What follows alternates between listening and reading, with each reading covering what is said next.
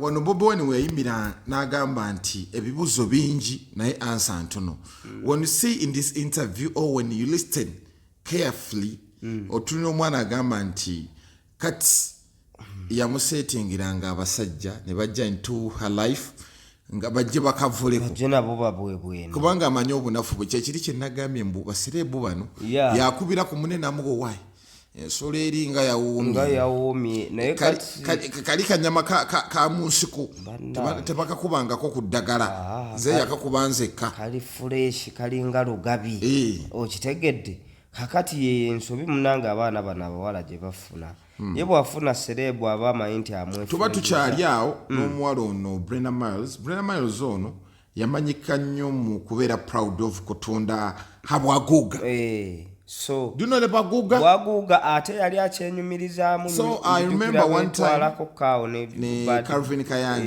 Kayanja ne Bad Black nga mugamba gwe kiki ekifo kyoyagala okwejimba mona akisobola wano nze afuga okitege agamba yasambwa so omwana oyo yali anyirira by the way naye kakati abamulabako ennaku zino embogobogo zimugudde obusuku kuba kati namulabakaawo ng'ali omwana ono Shiba ono omulalu waani gondi omulalu wa kino atasera namulabakaawo nga bali bonna naye nga olaba mukunja atase ono omwana Shiba oba ne Shiba akozesa ebintu ebyo kuba when you look at her ayina amabako mubiri Shiba yakozesanga nnyo ebiragalalagala Shiba yakozesanga ye nno mafuta agennyonyi ataago gwo muganda wange gazoliza era kwe kumulabanga wayazuuzirabanga zigattirira tezigatta so Shiba ibe yakozesanga ebiragala namulabako ne back then awo ng'ate mukunja mbu ayagala kumugoba mbu yagenda nanywa omwenge nga mukunja agamba agenda nanyu nakozesa ebiragalagala atanga abasajja basobola okukozesa advantage ende olaba abasajja bakwata balalu okitegeera oba bano bona obubeerabeera ku kkubo era complain ya mukunja atasira yagamba bajjamu wakisanze gwe mujja okwata era bagamba ye ate mwe mwennyini mwaba munywese emyenge eyo gyalaga ne mumumenta azza n'akola ki okitegeera olw'okuba nti afunyemu akanya buli waalaga banayi bawuza Queen Shiba bamwe eccupa Queen Shiba bamwe eccupa ganja I think still my point again eri ku TikTok eno kono omwana ono Brenda Miles jukira linga eyobweru era twalabako ono SB4 yamuleetanga ngali proud awuza netunda asma netudadira mu mmeka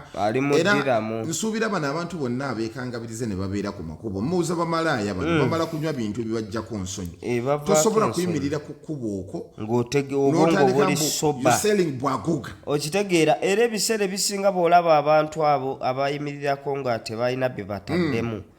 omulaba oyitaayita waawo ekiro n'omulaba nga ye nenneekoma era ne bakasitoma tabafuna mu ngeri gy'ateekeddwa bafuna aba yeekoma makomoma bw'atunula ku ttaka kati bano banne bba balina ke baataddemu bw'oginumulanga akanula amaaso bw'abikkula ebisambi ddadi tolabye okitegeera balina kwata ku bwaguga giwulire ojo gikooneko giwulire endoddo ya ffene bweba eyo kyanyo osobola ogiteeka mu firiigi nekakkana netakubabula kuba obuswami erina bungi nnyo okitegeera boogera ebigambo bingi nnyo ebitiisatiisa ne kiraya nti ayinza okudduka emiseera agamba nayo ŋŋenda kumbabula oba ŋŋenda mu ttanuulu kiki ekyo kyagala okwenyogoza okitegeera so kakati bano abaana babeera oyo mu bulamu kati tugeze for instance ono omwana Brenda Miles katowulira kuli gyakozesa waliwo wano video yabaddewo ng'ali mu kunywa ebintu just that YouTube atekkiriza nnyo bintu ebyo biraga ebipuffing ng'ali mu puffing ayina akacupa kakuteka pinki ataddemu agantu jjukira ebintu bino ovaako nnyo mbwate ezo crystal icing simanyi biki mbuyeki in fact mbu ye drug kati esinga okubeera dangerous mbwate enywera omuntu agikozesa engeri gyemukenenyamu temanyi nawa HIV okitegeera yekyasinza obuswani so bwe twamulaba bw'ogitandika oginywako togita mbweri addictive efuuka musuutwa so oyo mwana twamulabako ng'ali n'oyo mwana King Shiba naye ng'omulaba yenna yeekabye akatwe butinti tebukyanoganamu mu tinti kyenneebuuza kyali kimu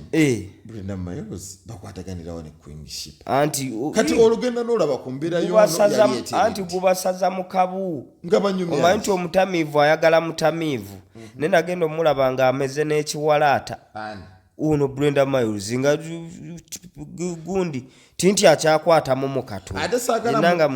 muntu agenda kuvaayo agambe ajjanjabwe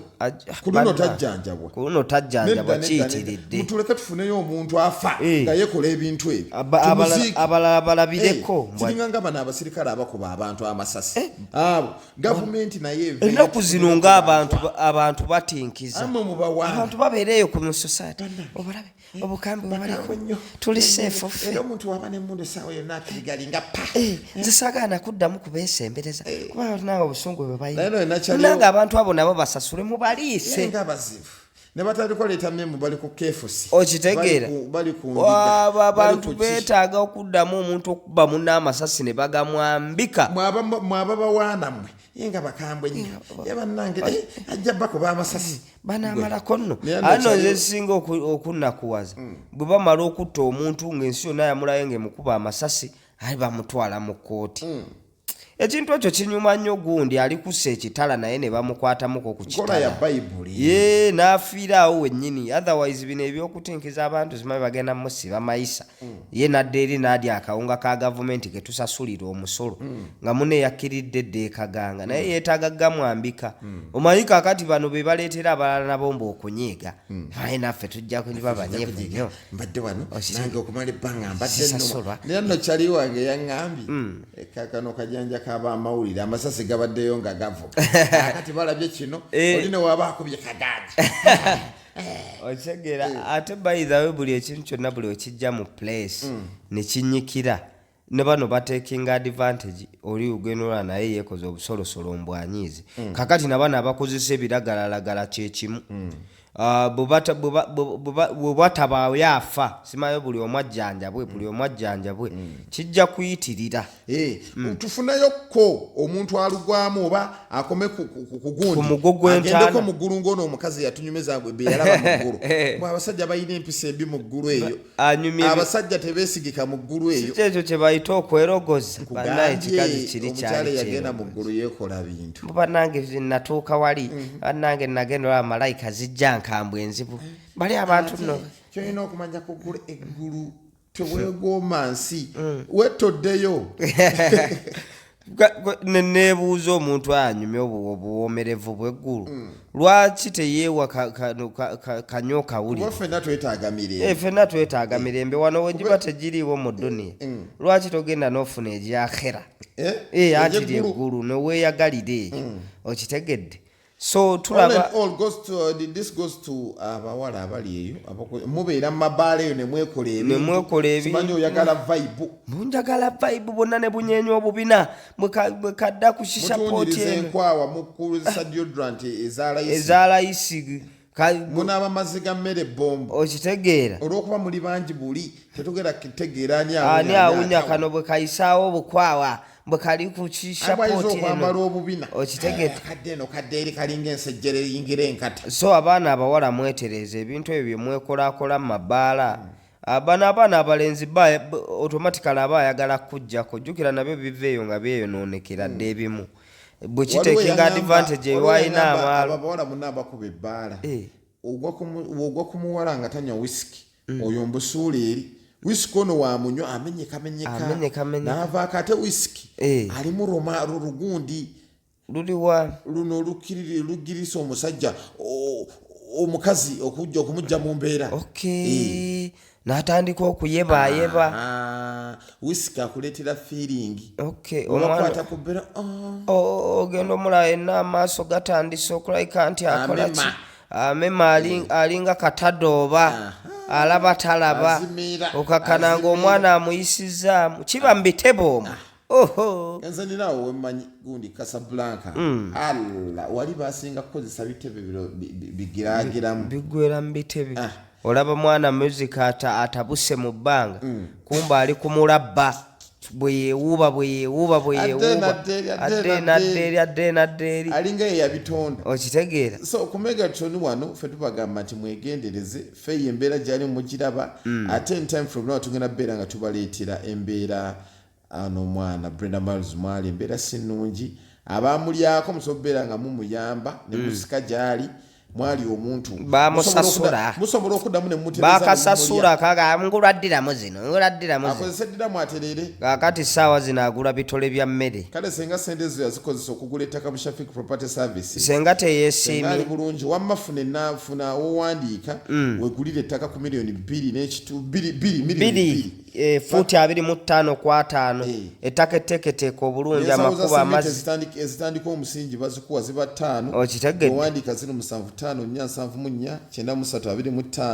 oba 07889 banafu aba Shafik Property Services ngenda baguze ettaka wali ewa Kiso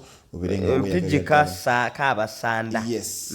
ate basangibwa mutundu ekisigula Bunamwaya Road kubira Shafik ajja beera nga akuyamba fe ku Megatron okubeera nga tukuweereza story ndala nyingi weziri wano olabe n'endala olabe obusufu engeri gye tukuwamu amawulire tugaa tino Megatron Media we break news buli mawulire agagwawo tugakuwa ensonga ya Faith twagitandikira ddala eri gye yatandikira paka gyegenda okubeera nga ekoma paka mu rehab gyali fe nga tukuweereza mu ngeri enjawulo bulungi